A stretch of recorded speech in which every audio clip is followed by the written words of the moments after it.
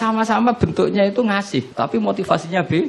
Sing paling sinis terakhir, wong sugih dikai. Wong sugih ya bingung, Mbah Yai kula sugih mbok kei dhuwit. Lah nganti kowe medhit, iku ora saking senenge dhuwit tak tambahi. Akhire isen sugih. Kula bolak-balik matur kitab niki niku namine Zubdatul Iqan. Niku diulangaken Sayyid Alawi teng Sayyid Muhammad. Terus era Sayyid Muhammad dipun wastani napa Al-Qawaid Al-Asasiyah fi Ulumil Quran. Tapi semua kitab niki niku materi dasare kitab niki Iqan sing kula beton. Napa kitab napa? Iqan karangane Imam Suyuti. Nah, kenapa harus dikenali lebih detail mana yang Makkiyah Madaniyah? Mun kula matur Makkiyah Madaniyah gunanya apa? Kalau turun di Mekah itu potensi mansukhah napa? Potensi mansukhah. Kecuali kalam khobar, nggih, kecuali kalam khobar karena yang namanya mansuh itu tidak mungkin terjadi di kalam khobar. Kan nggak mungkin misalnya hari ini saya bilang Zaidun qaimun, Zaid berdiri. Kemudian hari Ahad saya bilang oh tidak berdiri. Karena kalau kalam khobar itu kan kadung terjadi napa? Kadung terjadi, maka kemungkinannya ya tetap terjadi wis kadung. Tapi kalau kalam insya atau amar itu bisa direvisi. Misalnya pagi-pagi karena pagi saya bilang, "Cung aku tukokno pecel." Karena momennya keliwat, sudah siang, kan bisa saja tak batalkan. Gak cung ganti rawon. Karena sifatnya perintah apa? Sifatnya perintah. Ada muqtadul hal dalam semua perintah. Misalnya Rasulullah karena lemah di Mekah, maka perintahnya itu lakum dinukum waliyadin. Ya sudah agamamu agamaku, agamamu agamaku. Ketika Rasulullah di Madinah itu kuat sekali dan Islam tetap dilecehkan. Mau dihabisin. Nabi kena khitab disuruh ngelawan. Makanya disebut kital itu saling perang. Karena kital itu dari masdar musarokah ya, qatala yuqatilu muqatalatan wa qitalan itu. Jadi nah itu kan berarti karena muqtadul hal, karena ayatnya bersifat apa? Perintah. Jadi eling-eling ya. Terus yang bisa nasah mansuh itu hanya di surat-surat sing di situ kalamnya insya. Insya itu bisa amar, bisa nopo nahi. Kayak dulu Nabi ketika di Mekah itu malah nggak boleh ngelawan sama orang kafir. Fa'fu anhum wasfah, harus mudah memaafkan. Tapi ketika di Madinah masih dipakai buli-bulian sama orang kafir, mau dijajah, mau dihilangkan eksistensi Islam. Lalu ada ayat turun di surat Haji, udzina lilladzina yuqataluna bi annahum zulimu wa innallaha ala nasrihim laqadir. Mereka yang diperangi. Jadi syaratnya diperangi ya. Mereka yang diperangi, yuqatalun itu diperangi, itu diberi hak melawan. Tapi tentu harus diperangi dulu. Makanya di surat Baqarah istilahnya apa? Qatilul ladzina yuqatilunakum, perangi mereka yang merangi kamu. Ada sebagian ayat redaksinya wa akhrijuhum min haitsu akhrajukum. Boleh kamu mengusir mereka karena mereka mengusir kamu. Jadi ayat-ayat ekstrim tentang perang, tentang kekerasan itu semuanya nunggu kondisi al-mujib lidzalik yang menyebabkan itu. Boleh perang kalau diperangi, boleh ngusir kalau jadi kowe nyetak bojo ngenteni dicereweti. Ojo ujuk-ujuk nyentak dhisik ben wedi mumpung rong diamuk. Wis karuan ra ngekeki blonjo esuk-esuk nyentak. Ayo pe ngomong apa? Oh yo sarap duduk. Wong lanang ngono kudu diobatno. Tapi nek kono wis ngamuk, lah kowe oleh nyerang. Tapi biasanya wis down sih. Biasanya wis diamuk setengah jam wis down. Sak jam setruk. Tuh kalau kata Mbah Mun kalau guyon gitu, di bojo cerewet itu baru mari sugih. Tapi santri-santri yang di belakang bilang, "Gak mari sugih, Mbah, mari setruk." Jadi karena ilmu tentang itu enggak cukup. Ilmu ulama mana saja kalau menganalisis perempuan itu enggak cukup. Jadi pasti banyak khilafnya. Karena itu polanya perempuan itu enggak jelas, itu enggak bisa dianalisis. Jadi itu ilmu siapa saja bisa. Saya pernah diminta ngaji di Mbah Hamid Bedowi itu, acara haulnya Mbah Hamid. Tapi ya enggak undangan, karena saya memang jarang mau undangan umum. Ini perlu dicatat. Nek sing pengen ngundang wis dibatal ya, demen kecewa wis ini. Pokoknya saya itu hanya mau pernah guru sama pernah sepuh. Itu saja sifatnya ada undangan. Saya datang terus karena saya datang terus ditunjuk disuruh ngaji, bukan undangan terus di banner itu. Kayak artis. Keribetan itu. Ya kayak seperti ini aja lah, ngaji sudah ngaji. Perempuan itu satu-satunya makhluk pangeran sing tahu membantah Kanjeng Nabi. Kalau bolak-balik cerita, jadi di Quran ada ayat surat jadi surat Mujadilah. Tapi umumnya orang baca apa? Mujadalah. Sebetulnya itu secara nuzulul ayat lebih pas dia namakan Mujadilatun apa? Karena Mujadilatun itu isim fa'il pengganti fi'il mudhari' yang di ayat qad sami Allah qaulallati tujadiluka. Dadi allati ing wong wedok tujadilu kang bantah sapa lati. Nah, pengganti fi'il mudhari' itu di nahwu itu isim fa'il karena zamannya sama. Fi'il mudhari' zamannya hal dan istiqbal. Itu penggantinya hanya isim fa'il. Jadi kalau rajulun yadribu bisa diganti ad-daribu. Paham ya? Rajulun yansuru boleh diganti nasirun. Berarti kalau hiya tadribu bisa diganti doribatun. Makanya kalau maknanya ya qad sami'a teman-teman midanget sapa Allah qaulallati ing pengucapane wong wedok. Silailati tujadilu kang bantah sapa lati ka ing sira Muhammad. Fi zaujiha ing dalam babakan suamine lati. Watastaki lan nglaporno sapa wong wedok, nglaporno Kanjeng Nabi. Jadi Nabi seumur-umurnya itu hanya dilaporkan oleh perempuan. Nabi lho nih. Ora trimo kiai Nabi itu dilaporno. Jenenge wong wedok menawa trimo bojo enteng. Nabi wae dilapor. Jenenge wong wedok Nabi wae dilapor. Dilapor ila wahi maring. Terus sempat terjadi debat. Makanya terusannya ayat wallahu yasma'u tahawurakuma. Wallahu ta'awu yasma'u krungu sapa Allah. Tahawurakuma ing perdebatan sira loro. Itu perdebatane Nabi kalian perempuan itu. Muhawarah itu kalau dalam bahasa Arab itu perdebatan. Jadi muhadasa, muhawarah itu maknanya apa? Perdebatan. Makanya kalau orang latihan apa? Konversasi Inggris itu, conversation Inggris itu disebut apa? Muhawarah apa? Muhawarah. Muhawaratul lughat al-Injlisiyah, muhawaratul lughat al-Arabiyah. Itu debatnya itu wah luar biasa. Segamane Nabi kudu kalah wae muwara kekasih pangeran musom-som wedok. Jadi khaulah iku wahyu. Pokoke ceritane kudu wahyu, gak oleh cerita elek. Khaulah iku wahyu. Mbah Barkhat, mbah Barwiye mulai iku pas sujud. Sing lanang wong Arab. Wong Arab iku gak mangan mendoan, gak mangan tempe. Iso mbok bayangno. Wong Jawa ngono bojone suci tenang ae mangane mendoan. Ambek sego jagung. Dadi ra wong ayu ya biasa wae. Jadi wong Arab itu mangane daging. Terus ning hadis semua asbabun nuzul redaksine fa'a jabat tu ajizatuha. Nah, maknane ya fa'a jabat mongko gawakno hu ing rajul jenenge Aus bin Somit. Apa ajizatuha wis maknane dhewe ajiz. Pokoke pas sujud itu sing gawakno ajizatuha. Itu jorok iki, jorok niki. Niki murid kecelakaan. Jadi makna sing bener ra iso, nak makna ngono iso. Jadi uteke wis elek banget. Akhirnya jaluk, sing lanang njaluk. Karena sing wedok lagi sujud, lagi nikmati pangeran ra gelem. Ora gelem terus ngamuk sing lanang. Wong lanang ngerjaluk ra dikeki iku ya ngamuk iku sekunane kuno. Tapi nek sing mangan mendoan ngamuke rapati tenan karena ya tadi jawate mesti rapati tenan. Wis akhirnya ngamuk. Terus wong Arab itu ngamuk tertinggi itu muni anti aliyya kadzuhri ummi. Kowe berstatus kayak ibu. Ini makanya pentingnya ngaji tradisi. Berstatus kayak ibu itu di orang Arab itu adalah dzam. Dzam itu satu kesalahan yang harus dikritik. Tapi kalau orang Jawa kan enggak. Makanya kalau saya ditanya, fikih Jawa sama fikih Arab itu beda. Wong Jawa nak muni, "Dek, kowe kaya ibu." Itu maknanya sama-sama ngerawat saya.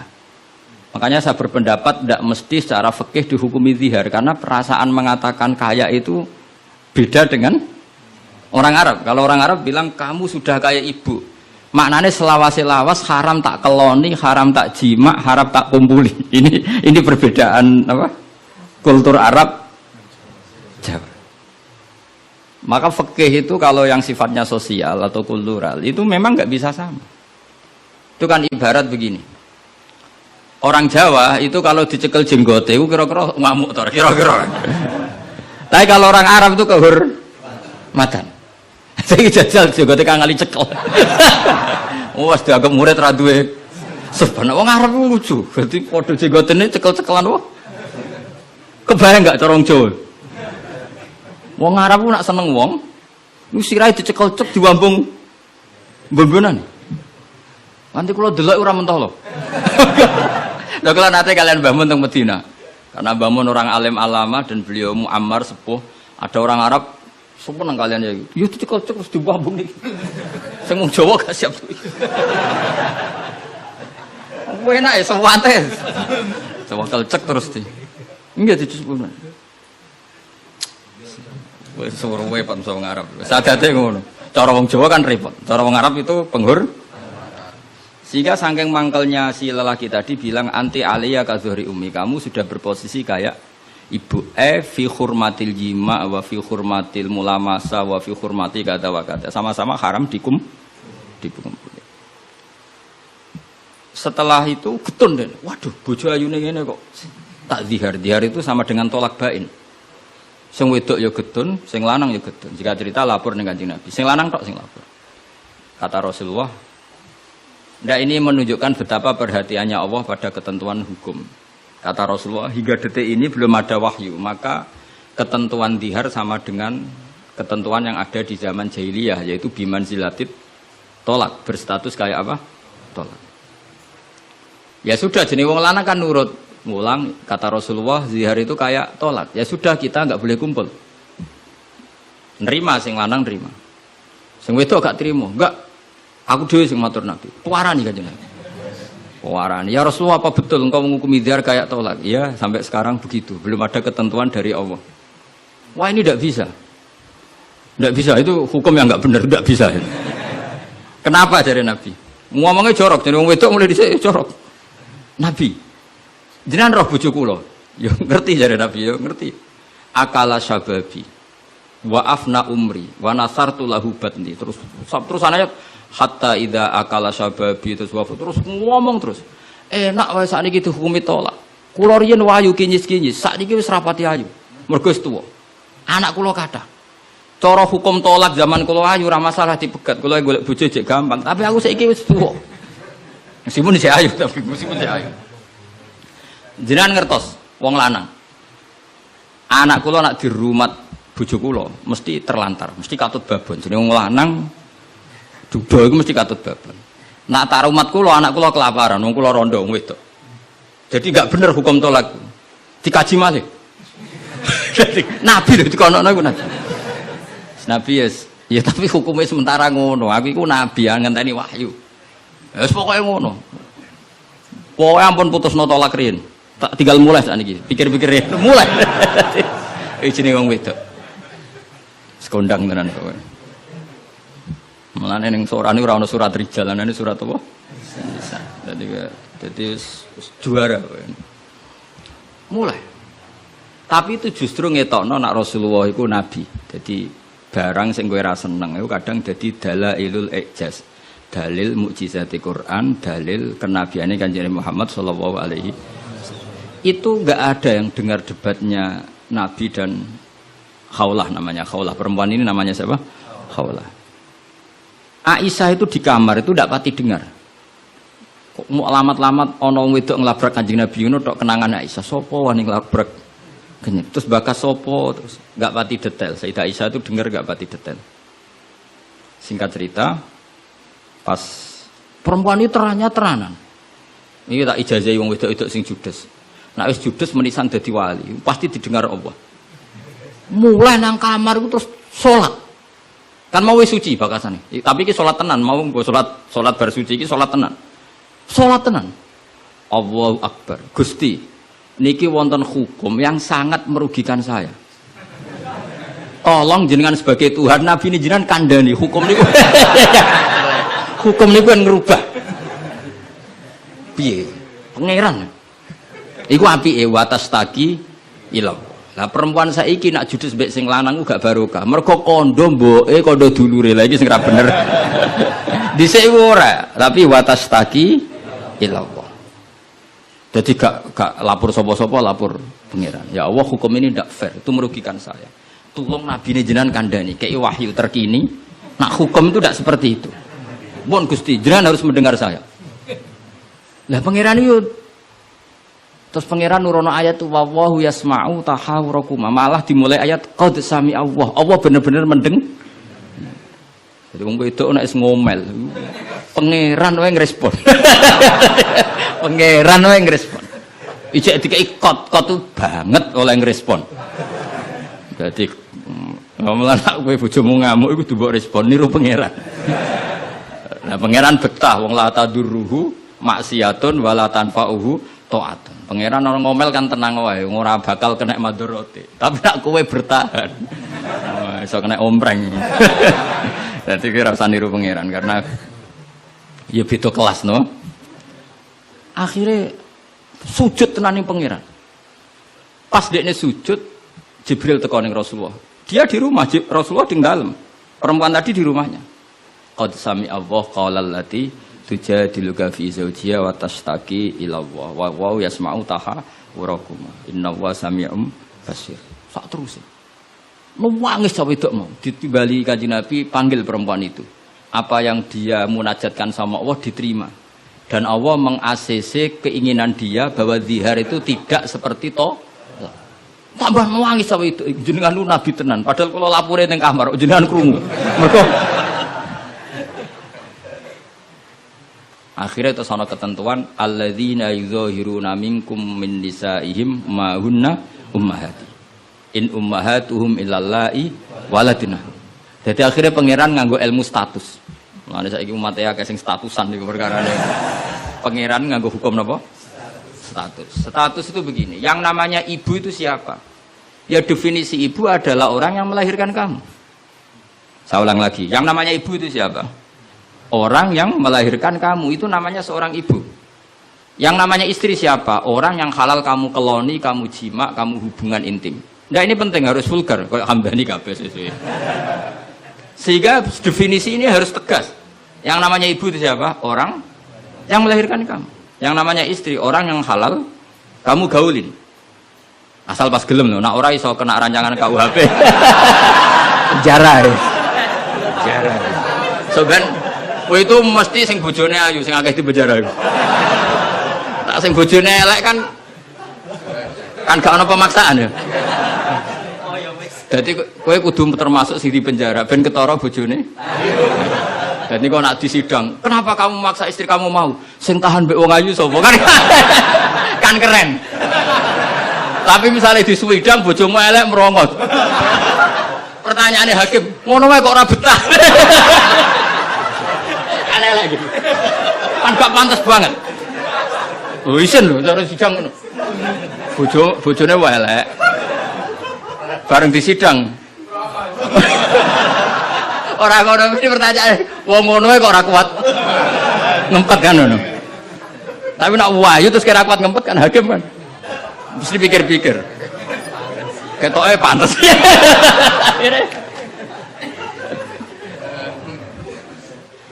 Tapi tak ulang lagi ya, ini fikih ya. Yang namanya apa? Ibu itu in ummahatuhum illallahi waladina. Mulane kan aji Quran sing tahqiq. Yang namanya ibu ya orang yang melahirkan kamu. Yang namanya istri adalah orang yang boleh kamu hubungan intim. Sehingga status ibu tidak bisa diistrikan, status istri tidak bisa diibukan. Maka karena ini penstatusan yang salah, saya ulang lagi, ini penstatusan yang salah, maka nggak perlu punya efek. Efeknya hanya dari segi sanksi kafaroh, bukan merubah status hukum. Hati-hati, awas kena salah. Neraka enak sekali. Sebab itu Allah oleh ketikan wa innahum la yaquluna munkaram minal qauli wa zura, menstatuskan istri sebagai ibu itu omongan sing ngelantur sing ora bener. Wong istri kok distatuskan sebagai ibu. Itu tidak bisa. Yang namanya ibu ya orang yang melahirkan, yang namanya istri orang yang boleh dijak hubungan intim. Ini kan enggak nyambung. Ya darani misalnya Hamdani semuanya ini Gus Baik ku muridku, yo stres wong ngomong ngono. Karena menstatuskan sesuatu yang enggak benar. Paham ya? Misalnya kue turunan Tunggul Ametung terus ngerasa oleh mulya timbang Habib kan ra bener wong tok Tunggul Ametung kok ape saingan nasab yang tok Rasulullah kan wis ora bener. Sesuatu yang enggak bener itu enggak perlu didengarkan. Maka hukumnya apa? Ya ibu tetap ibu, istri tetap istri. Soal nanti karena kesalahan ngomong hanya disuruh bayar kafarah. Tidak otomatis istri berstatus kayak ibu yang haram dikumpuli selawase lawas. Itu hebatnya Quran. Jadi omongan salah itu gak perlu didengar. Ya, mulane nek ana mubalek atau ustad, saya ini punya otoritas untuk fatwa, ngajine ning ndi? Wong sorope ra iso ape fatwa iku piye. Mondoke iku ning ndi? Zaman mondok ora tau munggah bareng dadi kiai kok mletene ra karuan. Ngono iku kudu ditakokno kanca sak kelase. Iku ngerpek ta ora terus kan. Nek ra mlete dibarno, tapi nek mlete kudu dielingno. Utawa golekno gurune. Oh, nek sekolah ngadeg terus ora tau. Karena Allah itu tidak ingin ya agama dibuat main-main. Agama itu jelas, aturan mainnya jelas. Jadi makanya in ummahatuhum illallai waladnahum. Yang namanya ibu ya perempuan yang melahirkan. Sehingga jelas, aturan mainnya jelas. Semenjak itu Nabi mencabut tradisi jahiliyah yang menstatuskan dihar sama dengan tolak. Paham ya? Jadi hidup itu harus jelas. Sama seperti Quran juga gitu. Quran itu sakral, nggak mungkin salah. Kalau ada salah, berarti salah penafsirnya, salah penerjemahnya. Quran tetap terbebas dari kesalahan itu semua. Karena Quran itu sakral. Misalnya orang ngomong kiamat itu berdasar hitungannya Quran, itu tahun 2012. Nyatanya genane rasido kiamat.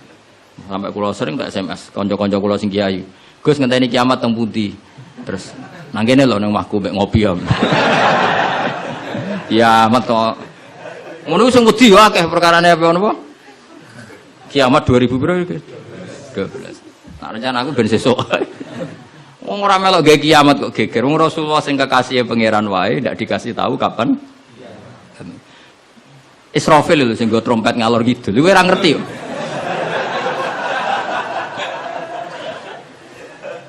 Padahal dia ini kepengen nang kiamat ben tugasnya selesai. Iku era. Nah, artinya begini. Barokahnya para mufassir, para peneliti Quran. Itu enggak mungkin tafsir yang diutarakan ulama itu enggak detail, itu enggak mungkin. Karena ya ini bandingannya. Sayyid Muhammad sampai Sayyid Alawi, Sayyid Abbas sampai Sayyid Zaidi Dahlan sampai Syekh Khotib Minangkabau, saya semuanya itu detail sampai iki Quran iki turun pas Nabi teng dalem, iki Nabi pas tindakan, iki Quran turun pas dalu, iki Quran turun pas rino. Dengan tradisi sedetail itu kan nggak mungkin salah dalam memaknai. Ora koyo kowe, ning Quran ono kok ayat piro, mbah lali pokoke ono. Lah ngono kok dadi mufassir kuwi. Juga lihat bantah-bantahan Bahsul Masail, pokoke ono kitabe. Lah yo kitab apa? Jenenge wae lho lali. Kok halamane jenenge wae. Padahal ulama dhisik, ayat iki turun pas Nabi tindak, turunnya pas bengi, pas musim dingin, pas musim panas. Dengan pengetahuan sedetail itu, kemungkinan salah itu kecil. Jadi dapat dibakas. Al-Khadori wasafari, cara kowe kan gunane apa dibakas ning omah mbek. Wis ra bakat ngalim, ning teke saya lek. Sajane kan iso ditebak, misalnya ngene, kowe tukaran mbek bojo ge apaan? Setengah tahun songko kawin ini salamat. Umur-umur bulan madu kok wis tukaran. Tapi nak wis sering tukaran mbek bojo sering jok piro bar 10 tahun. Normal iku. Sak melarat 10 tahun wis bosen. Dadi pancen wis wayahe brontak. Kan orang kan bisa diukur ngamuke kapan. Misalnya aku bertukaran mbek bojo, saya kawin perang dino seminggu. Wah, salamat. Al bidayah lahian ya wong kawitan umur-umur bulan madu kok wis tukaran. Tapi nak bar 10 tahun itu kesunatan cara. Sing kuat tidak melarat. 10 tahun iso. Nak kuat ya bojomu kelainan, wis kelainan. Dadi iso diukur, tunggale nyai. Nyai semangat. Iku mesti nyai pertama setahun 2 tahun. Nunggu wis suwi mesti wis biasa. Perkara wis bosen, semua keinginannya agak kesampaian. Pas latihan kiai kan bayangno masyarakat nurut kabeh, ngaji kabeh. Bareng puluhan tahun masyarakat tetap biasa-biasa wae. Sesuai kan style kendo. Jebule padha wae. Nek semangat pertama mesti semangat. Nah takon imam masjid itu semangatnya mau pirang bulan boleh. Puan dene istiqomah jamaah jebule reaksine tetap soft awal tok. tambah istiqomah tetep ae saf awal, malah kadang merotoli. Sesuk mesti mikir, tak rewangi ngene yo. Reaksi publik ya pancet, sesuk mengendorkan diri. Akhirnya gawe wakil. Ya wakil sesuk mulai dimami santri ya sesuai santai. Iku sing bener, mulai bener ya iku. Mergo tambah semangat mesti tambah kecewa, ora kok tambah.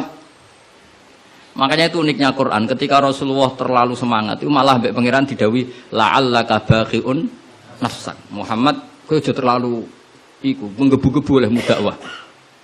Mergo untuk iman ora iku urusanku. Sementing kowe dakwah standar wae. Aja sampai baqiun nafsak rusak awakmu dhewe. Tapi nak kanggo kiai pemula enggak baik niru saya. Saya itu terlalu rileks. Kiai pemula cek semangat ben duwe status mong. Nah, kalau kan statusnya saman lah. Semangat terus semangat terus mohon aman lah pokoknya. Jadi akhirnya pangeran itu sakit kanjeng Nabi karena terlalu apa? Tapi itu justru nunjukno Rasulullah betapa sangat mencintai umatnya. Beliau tersiksa kalau orang tidak dapat hidayah. Sampai la'allaka baghiun nafsak, sampai kata mufassir muhlikun nafsa. Nabi hampir tarodda anil jibal. Sampai pernah berencana cuek lah. Terus sampai Allah dikandani, sudahlah masalah hidayah itu saya. Laisa 'alaika hudahum walakinna wa yahdi may yasha. Sudahlah kamu ngaji saja, kamu dakwah saja, tapi tetap laisa 'alaika hudahum. Itu tidak wilayah Anda untuk memberi hidayah itu. Kados kula ngene iki ngaji wae. Ada muni ngene, aku pengen ngaji ning Damaran terus tak ulang alim kabeh, demen setruk nek niat. Oh mesti kecewa. Ayo paling sing paham piro? Ayo ngaco. Ayo ngaco tak tes. Tapi nak targetnya gak paham no, supaya ngaji, silaturahim, guyon bareng, bar mulai, bar terus. Mulai mesti rangarah kecewa. Mau takut wong ngaji Gus Pak, ya ngaji. Piye keterangan wis pokoke apik. Baleni ra iso iki lho rekamane. Ayo kelakuanmu ngono ta, kira-kira. Jawab. Ayo jajal tanpa rekaman baleni. Nek ra ngelantur. Lah misalnya terus kiai ini diambisi ngaji muridnya paham. Kira-kira demen kecewa ta? Lah bojo yo ngono tak wari. Ana wong kepengin bojone sholihah, riman, ra bantah. Demen kecewa. Kowe iku sapa? Wong mbok cukupi wae jek bantah mun ora mbok. Sokoke ditarget bojo iku penting wedok nak salat madhep ngulon. Ya wis kok. Iku mesti gak gampang kecewa. Lho kula es kiai, bojo kula yo ning. Ya aku narjetno bojo pokoke urip, salat, seneng. Dadi ora usah bayangno teko lunga disambut, terus digodhogno banyu nggo teh, mbok disiramno ya. Demen kecewa, apa? Demen kecewa. Pokoke angger teko takoki, "Jek urip, Dek." Alhamdulillah bojoku isek. Misalnya kok minggat mulai, "Mas aku semula nang wong tuaku." Melok kowe yo melarat atau melok wong tuaku. Alhamdulillah dek ge cerdas. Tahu sing pantes dieloki. Jan cara hukum melok wong fakir iku kebodohan. Melok wong tua sing sugih itu kepintaran. Tanggapi secara ilmiah. Kok ngergoni wong lanang ujug-ujug mulai ndak ini kamu punya istri yang menghormati ilmu. Di mana-mana melok wong fakir ora enak. Melok wong tua sing sugih iku enak. Berarti bojo pinter ta goblok? Pinter. Jadi sing syukur ya. Alhamdulillah dek kok pinter. Kowe genane melok aku fakir 5 tahun aku ya jagal. Wong kok gobloke ngono. Jadi jago mulai iki. Lah misale ki dirafak. Wis Mas tak rafakno Mas, aku pegat Mas ngene-ngene. Ya ngomong ngono. Nak pancen kowe entuk sing luwih apik timbang aku. Ya piye meneh. Tapi iku kan barang sing ora mesti. Sing karuan mesti iku ya aku iki wis bojomu. Terangno. Mengejar barang ra mesti iku bahaya. Terangno. Tapi nak bojo jawab ngene, fakirmu wis mesti. Sugihmu ke depan ora mesti. Nak adu al yakin la yuzalu bisak. Bar saiki malah ngaji usul fikih. Ngaji kaidah fikih al yakin la yuzalu bisak. Semalah debat. Tapi intinya gini ya, dari mengerti seperti ini, kemungkinan para mufassir salah dalam mengartikan Quran itu kecil. Karena hadori Nabi di dalam tok wahyu itu roh nita ini. Mulane Aisyah radhiyallahu anha, itu ngerti banget Nabi nantok wahyu. Kenapa tahu? Ketika ayat Baro'ah terbebasnya beliau dari tuduhan apa? Zina dengan Sufyan ya, Sufyan Al-Mu'attal itu Nabi itu fi yaumin syatin, di hari yang sangat dingin, musim dingin. Di Arab itu kalau musim dingin itu ada salju. Umumnya wong musim dingin kan mboten keringetan Kang Ali. Umumnya wong musim dingin mboten apa? Keringetan karena musim dingin. Iku Nabi kalau saking untuk wahyu, saking paniknya, saking beratnya wahyu itu wa innahu la yatafassadu araqon, kenangane Sayyidah Aisyah. Beliau itu bercucuran keringat padahal fi yaumin syatin, di hari yang sangat dingin. Sehingga Aisyah tuh kaget, wah berarti Nabi untuk wahyu. Termasuk wahyu itu adalah pembebasan Sayyidah apa? Aisyah dari segala tuduhan apa? Zina. Kayak apa ulama itu? Sayyidah Aisyah meriwayatkan itu, ini ayat turun di musim dingin dan Nabi sampai keringetan begini. Jadi detail peristiwanya tentang hadisul ifki. Rawinya seorang Sayyidah Aisyah di rumah Abu Bakar, ditunggoni ibunya Umi Ruman. Itu detail. Kesalahan itu kecil sekali. Bayangkan kalau tafsir itu diomongkan orang sing pokoknya ono ayat piro boraro. Bareng roh wis terjemahan. Sing nerjemah dhewe ra wong alim. Sing umate akeh ya wong bodoh kabeh anut. Terus otoritasnya itu di mana coba? Bayangkan ulama dulu wis alim, diuji oleh orang alim, di murid alim, dikontrol oleh orang alim. Imam Bukhari itu diakui orang alim setelah diuji 100 ulama ahli hadis. Itu lagi lolos. Saya ini orang bodoh kabeh ngaji, iku niate ngaji mau golek barokah, ora golek paham. Mergo wis ngerti nek ora bakal paham. Dadi akhirnya ya realistis ae. Takoki kenapa ngaji sing untuk barokah. Semangkone kok nguri ora paham. Mau kenangane ngajine rame, wis ngono tok. Mbak Kasapo mbah kok nguri rapati krungu. Padahal umpama ngarep lah ya padha ae rapati paham. Dadi mulane nek rapati paham kok nguri ben alasan nek ora paham. Tapi ngaji ilmu sama ulama dulu itu ora paham ora iso. Mung dites. Imam Syafi'i itu ngaji Imam Malik itu dites. Maca muwatta dhisik, disinaoni sik lagi ngaji Imam Malik. Terus cek dites. Sufyan Ats-Tsauri nate ngetes Imam Syafi'i ngene. Cara kowe mesti gagal. Tes-tesane ngeten. Ada Sufyan Ats-Tsauri, ada Sufyan bin Uyainah. Ini ulama-ulama seniornya Imam Syafi'i. Ya Syafi'i nanya lo ya jangkar karena lebih senior. Ma maknal hadis la tuharrikut tayra utawa atiron la tuharriku at-tayra min wakanatiha. Sebagian riwayat min makinnatiha. Manuk iku aja mbok obahno sangka kurungane. Ya, manuk itu jangan gerakkan. Jadi sangkar burung itu jangan kamu gerakkan saat ada burungnya. Tapi posisi pintu terbuka. Karena Imam Syafi'i itu orang alim. Dites, oh maknanya begini. Orang Arab itu kalau mau pergi itu tayamun maupun tasyaum. Jadi kalau burung di obano kurungane kok terbang ke kanan, maka perginya mubarak baik.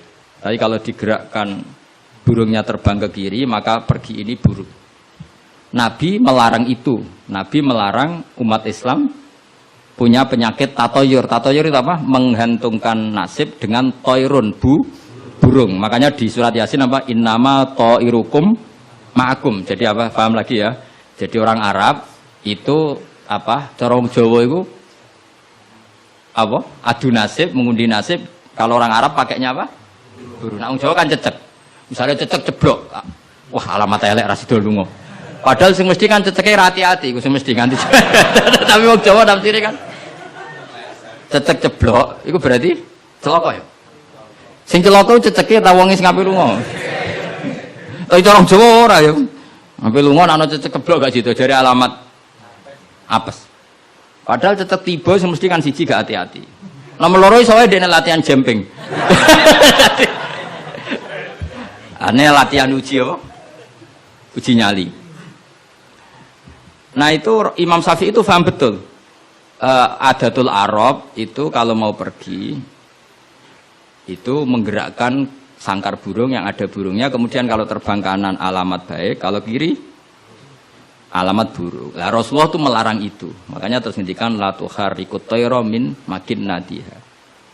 Akhirnya terus kata Sufyan bin Uyainah, ya Aba Abdillah qad analaka antuftiya, kamu sekarang berhak fatwa karena sudah alim. Cara sing ditakoki kowe, aja geman ya manuk mbok obah-obahno. Kurang penggawean tas putih. Karena uteke wis ora sambung. Ya cung aja geman manuk ning kurungan mbok obah-obahno. Mesti jawab sampean, lah kurang penggawean tapi kok manuk apa? Tapi Imam Syafi'i tahu betul maknanya adalah apa? Rasulullah tidak ingin orang menggantungkan nasib dengan pergerakan buruk.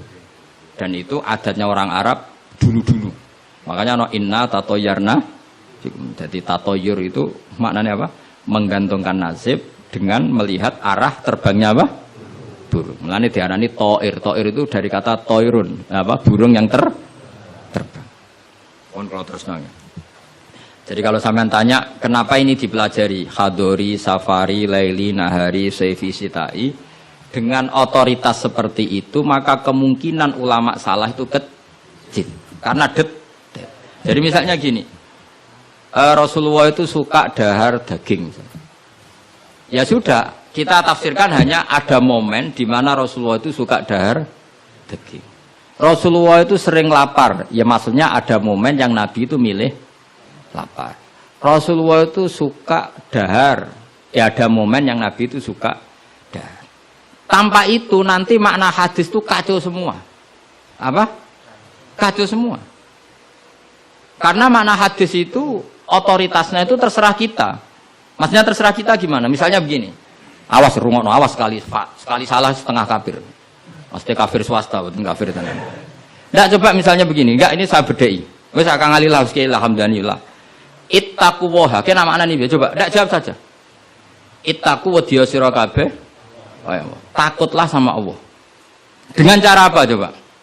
Wah, aku mbek Allah wedi terus kabeh melayu menghindari Allah. Tapi lafadz yang sama dipakai ittaqun nisa, takutlah sama perempuan, sama istri serius. Wis takut ora usah dikongkon wis takut. Ada lagi misalnya nyuwun sewu ittaqul hayyah, kamu takutlah ular. Ittaqul faqra, takutlah sama kefikiran. Sama-sama kalimatnya takut, tapi tetap proporsional sesuai makna yang terkait. Ittaqullaha bitaat, takwalah Allah dengan melakukan taat. Justru takwa kepada Allah itu kita harus menuju Allah. Ya saya ulang lagi ya. Takwa kepada Allah itu justru harus menuju Allah. Lafadz itu akan proporsional sesuai konteksnya. Dan ini para pendengar harus tahu. Misalnya saya ulang lagi ya. Ittaqullaha, takutlah kepada Allah. Apa artinya kita menghindari Allah? Kalau kamu takut ular, takut perempuan cantik, kena fitnahnya harus menghindar. Kalau takut Allah, kalau menghindar kan malah salah. Makanya di Quran ada ayat gimana? Wa dzannu alla malja'a minallahi illa ilaih. Ada 3 sahabat yang melakukan kesalahan, yaitu takhalluf anil jihad. Beliau terlambat mengikuti perang Tabuk. Singkat cerita dineng Kanjeng Nabi sampai 50 hari. Semua sahabat diperintahkan Nabi jangan omongi dia. Hijron dineng. Sehingga ketika dineng itu mereka sudah selesai hidupnya. Ini disebut wa alas salasatil ladzina khulifu hatta idza daqat alaihimul ardu bima rahubat wa dhannu, saat terusnya itu sampai wa dhannu alla malja'a minallah illa illah. Ketika dineng Nabi, dineng sahabat, wah entek urip.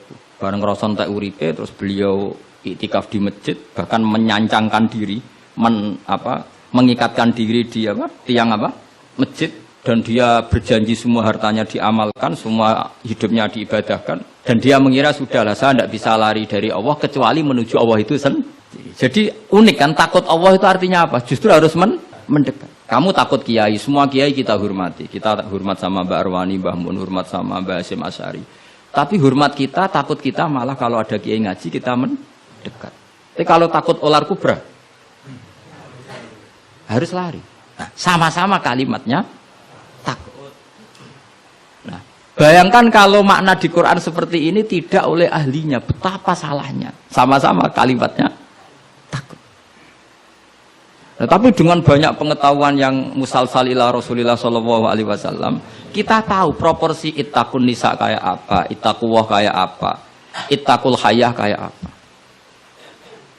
Cinta juga gitu, cinta kepada Allah kayak apa, cinta kepada Rasul kayak apa, cinta kepada perempuan kayak apa, cinta pada teman kayak apa. Semuanya redaksinya juga hub, mahabbah. Tapi orang akan proporsional. Makanya ulama itu kalau ngendikan lafadz yang sama itu ditafsiri beda-beda. Misalnya gini, yang paling terkenal. Nak kira atau krungu ya kebangetan. Innallaha wa malaikatahu yusholluna 'alan nabi. Was-shalat minallah ar-rahmah wa minal malaikah istighfar wa minal adami tadarruun wa du'aun. Coba, Allah itu kan di atas Rasulullah Muhammad. Apapun hebatnya Kanjeng Nabi kan di bawah Allah. Berarti Allah di atas Kanjeng Nabi. Maka ketika ada ayat gini, Innallaha saat temne Allah Ta'ala yusolli misalnya, maca sholawat sapa Allah. Mosok macane sholawat Allah muni ngene, Allahumma sholli ala Muhammad. Lho Allah dhewe kok muni Allahumma terus piye kan gitu. Paham nggih? Tentu redaksine Allah ya usolli ala Muhammad. Saya menambahkan rahmat kepada, ya langsung jadi usolli ala Muhammad azidu alaihi rahmatan. Saya menambahkan dia tak kasih rahmat. Wa minal malaikati istighfarun. Ketika seorang malaikat disebut membaca sholawat kepada Nabi, artinya malaikat memohon kepada Allah supaya menambahkan sholawat atau istighfar. Nah kita ini kan wong sombong. Kita semua ini nak wong sombong, nak ndongakno Kanjeng Nabi, wong kowe dhewe nasib ora jelas kok ndongakno wong sing jelas. Ya demen diguyu malaikat. Ya Allah, tolong ya Rasulullah itu jenengan sakake ini nak ora bahaya kafir.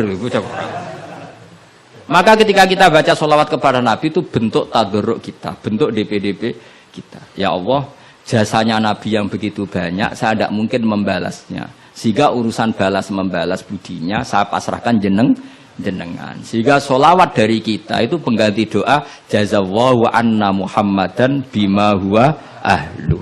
Balaslah ya Allah Rasulullah Muhammad dengan status yang beliau miliki. Karena kita ini utang jasa tapi tidak berkutik mau balas pakai apa. Sehingga sama-sama sholat. Minallah maknanya pemberian, dari malaikat maknanya istighfar, dari kita maknanya tadarruk. Semuanya katanya sholat. Jadi makna itu pasti ada proporsinya. Ada apa? Proporsi. Dan itu lama tahu. Sehingga kemungkinan salah itu kecil karena dari awal dianalisis tadi ada ayat khadoriyah, safariyah, lailiyah, nahariyah. Sehingga detail. Nah, barokahnya ngaji ini kamu kemungkinan mufassir ulama dulu salah itu kecil sekali karena tadi terhitung. Bahkan per kalimat itu terhitung. Sampai ada guyonan ulama kalau kamu ingin tes doktor tafsir. Itu ada satu kata, sak kalimat, ora sak kalam, sak kalimat yang diturunkan Quran. Itu ketika ada ayat wa kulu washrabu hatta yatabayyana lakumul khaytul abyadu minal khaytil aswad. Dhisik waqaf. Minal aswad itu waqaf. Sehingga sahabat itu kalau bulan Ramadan, kalau malam-malam dulu kan tidak ada listrik. Itu di pintunya Kang Ali, di pintunya itu dikasih benang hitam sama benang merah. Jadi agar jimak bojone didelok. Orang ketok ijek oleh berarti kan gitu. Kok orang ketok ijek oleh. Mangan ya gitu, mangan tengan mangan nginceng neh. Oh, orang ketok berarti. Karena ukuran menjadi gak boleh makan minum itu apa? Sehingga benang hitam terbedakan dari benang putih dalam pandangan mata. Ya begitu terus. Ketika Rasulullah dilapuri itu, dilapuri wong salah paham mau do masang apa? Benang. Menawa santri sing nakal benange cilik benang ketok-ketok. Nah, benange gede kan gampang ketok. Akhirnya Jibril teko, orang ngono maksudnya umatmu salah paham. Iki aja ana sak kata suruh tak turun nominal fajr. Jadi minal fajr itu satu-satunya contoh ning Quran sing turun mau sak kalimat tok. Jadi Jibril kok langit medun ning bumi, iku mau nggawa minal fajr. Ya sakake ya kok langit tok bumi mau nggawa apa? Minal fajr. Iku Jibril mau turun apa? Minal fajr. Satu-satunya contoh Quran turun sak kata, sak kalimat, ora kok apa? Sak kalam rak musnad sampai musnad ilah. Saya teruskan malih ya. Jadi kemungkinan para ulama salah itu kecil karena tadi sanadnya musalsal ila Rasulillah sallallahu alaihi wasallam. Sampai ketika ayat itu dibaca Nabi saat di rumah Sayyidah Aisyah, temanya adalah pembebasan Aisyah dari tuduhan apa? Zina, terus peristiwanya sama siapa, tuduhannya siapa, yang menuduh siapa, itu detail sekali. Yang menuduh adalah orang-orang munafik. Terus Sayyidah Aisyah tersiksa karena omongannya si A, si B. Ini detail sekali. Nah, barokahnya detail itu kemungkinan salah itu kecil.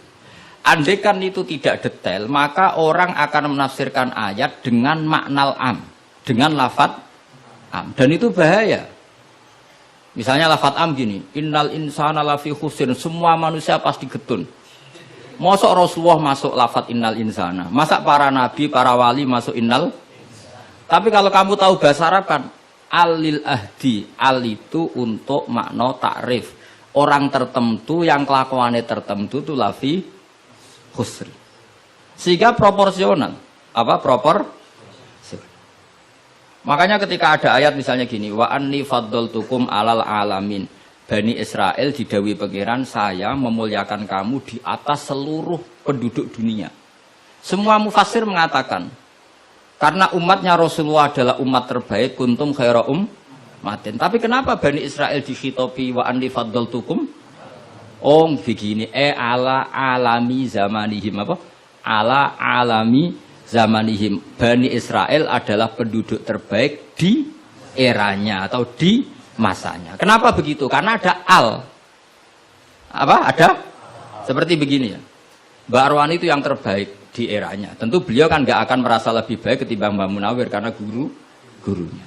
Mbah Mun terbaik di eranya tentu dibanding kita-kita. Kalau dibanding Mbah Zubair sama Said Abdul Al-Haddad terbaik.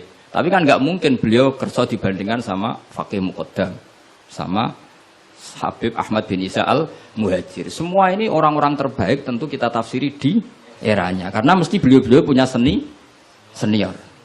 Paham ya, jelas ya? Sama lah. Ketika wa anti faddaltukum alal alamin, Bani Israel dikhitopi gitu, alami zamanihim. Bahwa Bani Israel lebih utama hanya dibanding apa? Orang di eranya. Tidak mungkin mengalahkan umat Rasulullah SAW karena umatnya Nabi kena status kuntum khaira ummati. Ya jelas ya. Jadi, nah, siapa yang tahu proporsional ini? Lagi-lagi ulama. Jadi ini penting, ulama ini penting. Sama ketika Rasulullah itu nyuwun sewu ya mau berteman orang-orang kafir. Itu ulama yang tahu. Bertemannya apa?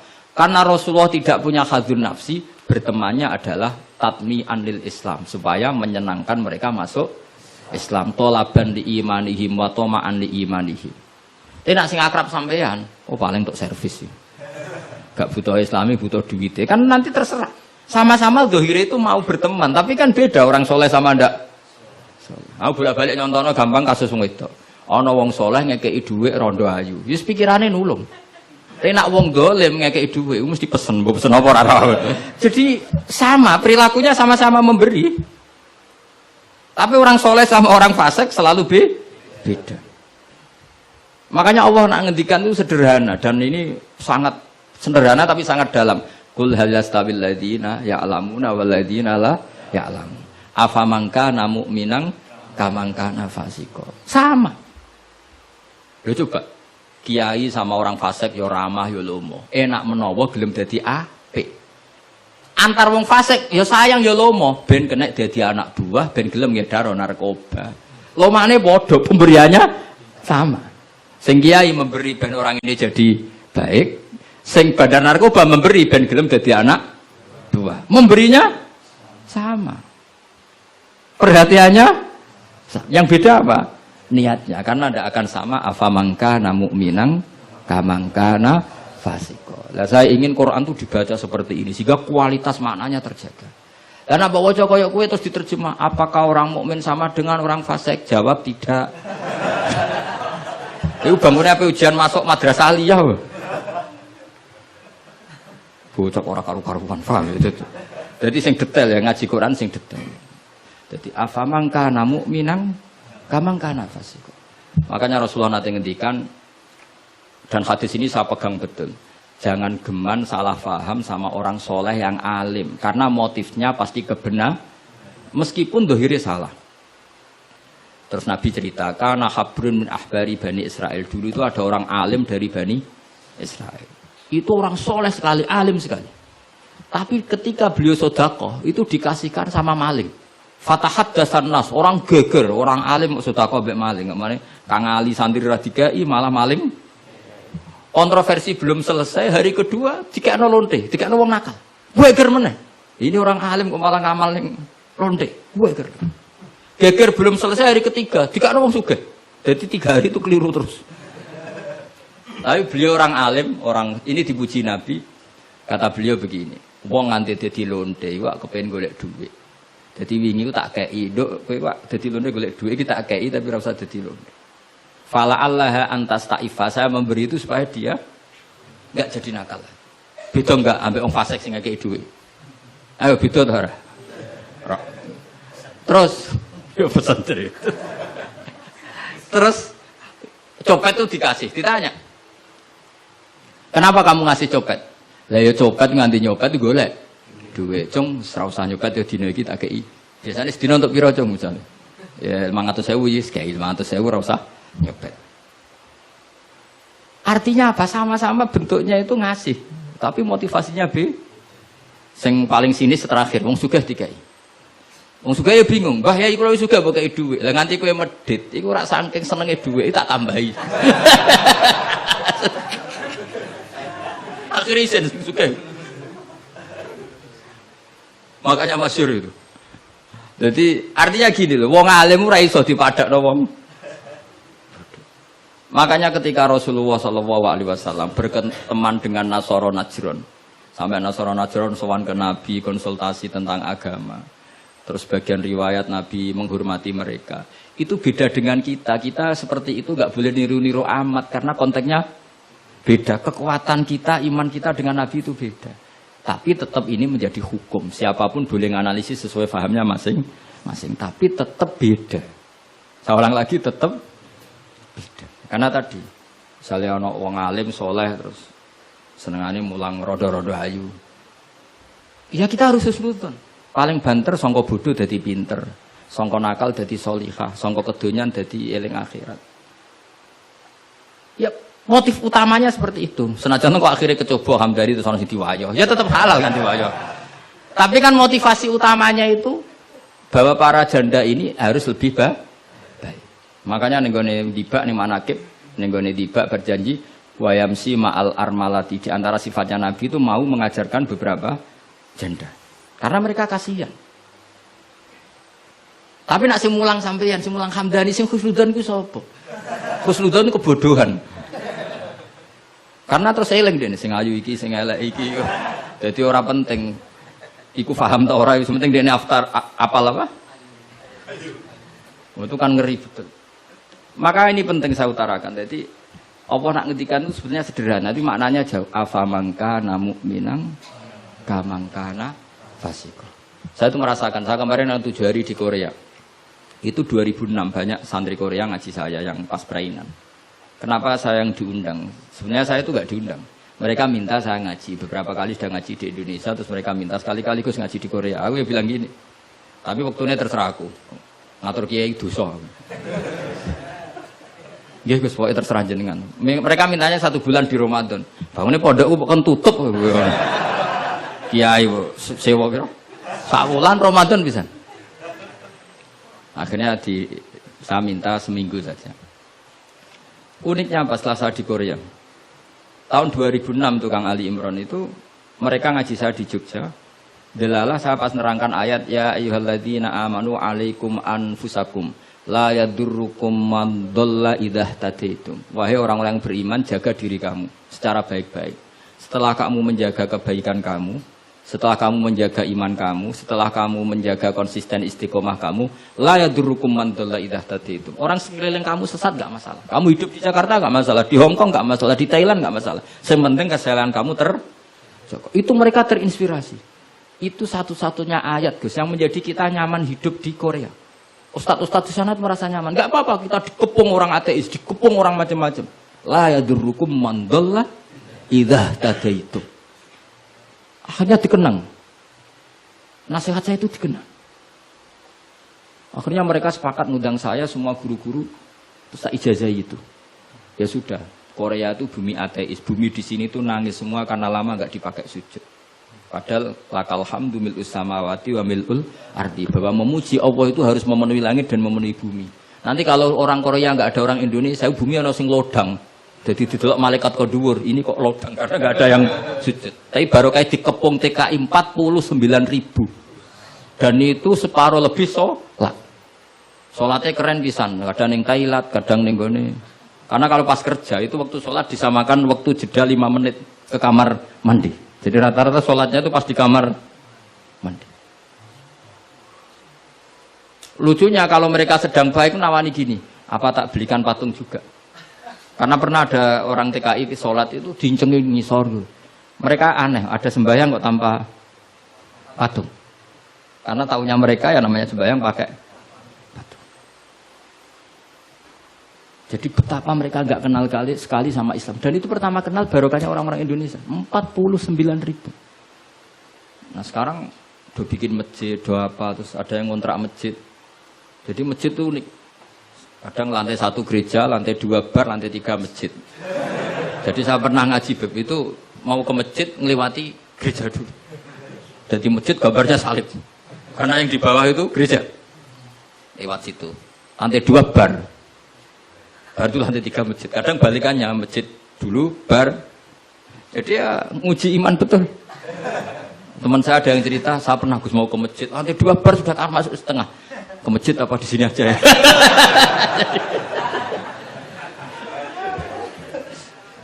Tapi ya tadi, makanya kita semua syukur betul umatnya Rasulullah Shallallahu Alaihi Wasallam itu dikawal Quran ila yaumil kiamah. Jadi yang dikawal Quran bukan orang Kudus saja, bukan orang yang daerahnya mayoritas Muslim saja, termasuk orang yang di Korea, di Uni Soviet juga dijaga Quran. La yadurrukum man dhalla idza tadi. Saya punya dokumennya ya, orang-orang Rusia Kang Ali ketika Uni Soviet itu mengkooptasi 100 tahun. Itu orang-orang Islam turunan Uzbek, turunan Syria, turunan Arab. Itu kalau ngajarkan tauhid itu di basement, di bawah tanah. Karena mereka dipaksa menjadi komunis. Tapi Allah itu maha kuat. Allah huwal qawi, Allah itu zat yang kuat, gak terkalahkan. Mereka selalu ngajar anak-anaknya di bawah tanah untuk ngajarkan tauhid. Dan doa mereka didengar Allah. Akhirnya Uni Soviet hancur menjadi negara persemakmuran. Tapi sekali menjadi negara persemakmuran langsung menjadi negara Islam. Yaitu Ceknya, Uzbek, Tajikistan. Laukanu khina kufrihim tidak belajar Islam, maka tidak bisa mendirikan negara Islam. Tapi karena mereka ketika dikooptasi Uni Soviet tetap belajar Islam. Sehingga pertama merdeka langsung negara Islam. Andai kan mereka sudah meninggalkan Islam secara pelajaran, maka tidak bisa mendirikan negara Islam. Tapi mereka ketika dikooptasi tetap belajar Islam meskipun sembunyi. Sebenarnya itu jenenge la yadurrukum man dhalla idza tadaitum. Jadi orang sekeliling kamu sesat nggak masalah, asal komitmen kamu sendiri tercerahkan atau mendapat hidayah. Ya, saya itu ingin ya Quran-Quran seperti ini tuh mancep neng umat Rasulullah Shallallahu Alaihi Wasallam. Jadi eling-eling ya ayyuhalladzina amanu alaikum anfusakum la yadurrukum man dhalla idza tadaitum. Jadi kamu tidak usah takut zaman. Kayak apa Jakarta? Jakarta kata orang banyak kota maksiat gini-gini. Itu tidak benar. Banyak orang-orang alim. Siapa yang nggak ngerti Habib Mundir di era modern? Sampai Majelis Rasulullah besarnya juga di Jakarta. Siapa yang nggak ngerti keluarga Kuitang? Orang-orang alim yang non habaib juga banyak. Dulu ada Mbak Syafi'i, sekarang ada Pak Sukron Makmun, Pak Nur Iskandar. Banyak teman-temannya bapak yang alim di Jakarta. Santri saya yang Jakarta ya banyak. Muhibin saya Jakarta ya banyak. Karena ketika orang itu baik, itu la yadurrukum man dhalla idza tadaitum. Uni Soviet kayak apa dikjayanya? Ketika mereka hancur, malah mereka akhirnya yang hancur dan berdiri negara-negara persemakmuran dengan asas napa? Islam. Jadi kowe ora usah kuwatir, wah iki negara Indonesia rusak tauhid kudu dihancurno. Wah, apa-apaan gak tau ngaji, yakin gak tau ngaji. Agama ini akan dijaga Allah ila yaumil qiyamah. Jelas dawe Nabi la tazalu ta'ifatun min ummati zahirina 'alal haq la yadurruhum man khalafahum. Sebagian riwayat la yadurruhum man nawa'ahum. Agama ini kata Nabi selalu umatku ini ada pembela-pembela kebenaran ila yaumil qiyamah kata Nabi. La yadurruhum man khalafahum, dan umatku yang membela kebenaran ini tidak akan terkalahkan oleh orang yang menentang mereka. Dulu ketika kita kecil, pengajian kudu lapor Polres, mubaleke di data, ya bener ya nih. Saat ini pengajian rasa diundang Polsek dorau. Bedanya kan jauh sekali. Dulu kan kayak kesulitan, sekarang kayak apa? Padahal kualitas ibadah kita mungkin hebat, tidak mungkin mesti hebatnya wong dhisik-dhisik. Tapi agama ini dijaga Allah. Nak cara kiai-kiai sing tasawuf, dhisik digawa Imam Ghazali, Syekh Abdul Qadir Jilani. Iku agama mlaku. Berhubung agama diurusi pangeran, saiki digawa mudin ya mlaku. Mergo sing ngurusi pangeran. Cara sing ngurusi manusa agama iki wis tutup. Mergo sing gawa trimo mudin. Tapi berhubung dijaga pangeran, sing gawa rodok-rodok pidol wis tetep mlaku. Jadi Hamdani wis tetep mlaku. Ya memang Allah Ta'ala sudah janji la tazalu ta'ifat. Ini dawuh Kanjeng Nabi. Dawuh Kanjeng Nabi tentu semakna dengan wahyu. Karena apa? Wa ma yantiqu 'anil hawa in huwa illa wahyu yuha. Jadi dawuh Nabi la tazalu ta'ifatun min ummati zahirina 'alal haq la yadurruhum man khalafahum. Jadi umatku akan selalu ada yang membela kebenaran dan tidak akan terkalahkan oleh yang menentang. Tapi syaratnya tadi loh ya, syaratnya seperti di Quran tadi, idah tadi itu.